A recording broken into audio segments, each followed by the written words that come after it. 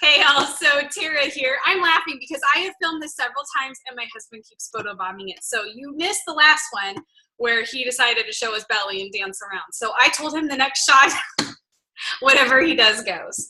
And I will post it no matter what. So anyway, I wanted to share with you a meal idea since a lot of you really liked hearing a suggestion before. And I know how I am. I want to hear your ideas. So maybe this will inspire you to post, maybe some of yours. I'm waiting for my husband. I know he's going to do something. So anyway, I wanted to share with you something fast that I put together that I thought would help.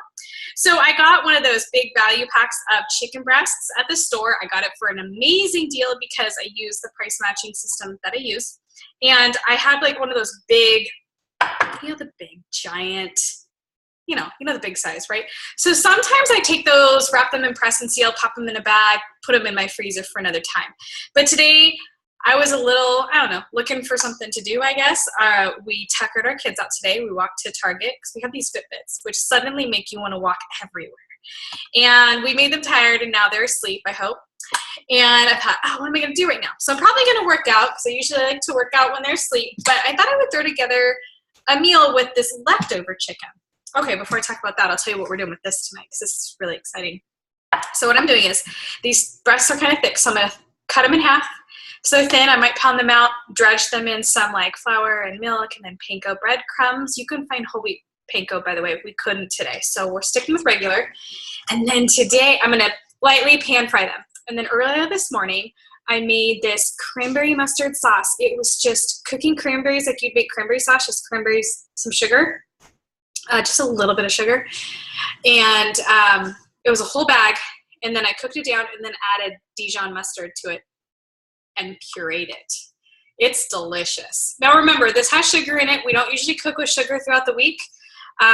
We usually do like honey, but weekends are kind of our treats. So we had this on ham sandwiches today. It was pretty good, but I think it would be better with chicken or turkey. So that's why we're having it with these cutlets tonight. We're very excited. But what I'm doing with the rest of the chicken is what I really wanted to show you. And what I did was I took the chicken breasts and I put them in the bottom of the slow cooker and I sprinkled them with salt and pepper. I'll show you what it looks like. Ooh, it's hot. Okay.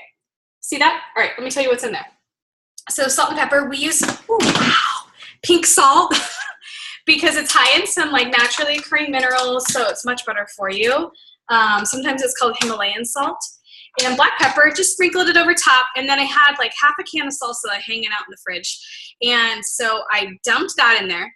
And then when you empty out a can, how there's like extra goodness in there. So I didn't want that to go to waste.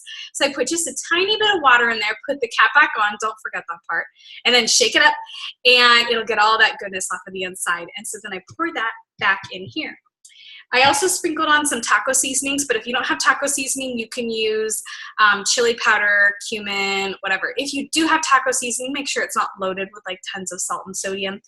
So I put that on there just for fun, and it's cooking away on high for a couple of hours. When it's done, I'm going to shred it. With any leftover liquid, I might drain a little bit of that out, and then here's how I freeze it. I'm going to put it in a gallon freezer bag. And then I'm going to lay it flat in my freezer, making sure I got as much air out as I could. I lay it flat. And then what I do, I should show you my freezer sometime. Once it's frozen, right, I can turn it up. And then in my freezer, I actually have like those file holder sorters that are in your office.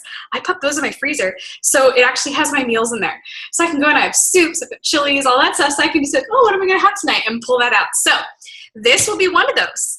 And it'll be like filling for tacos.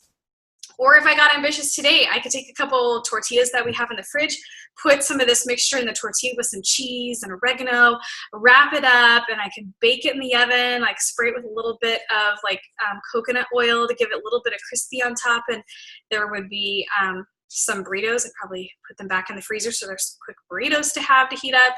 I don't know yet, but it's just a nice thing to be able to do when you're hanging around the house for a couple hours, you've got some meat. It's good to kind of make use of that time and use your crock pot to start prepping for future meals. I do that quite a bit. Or if I make a double of something, I freeze it and use my freezer system I was telling you about. So anyway, I want to hear from you. I want to hear some of your crock pot ideas or some things that you do with extra, when you get extra chicken or you have extra salsa or, extra whatever. I want to hear how you do that. So I hope this video helped and I want to hear your tips.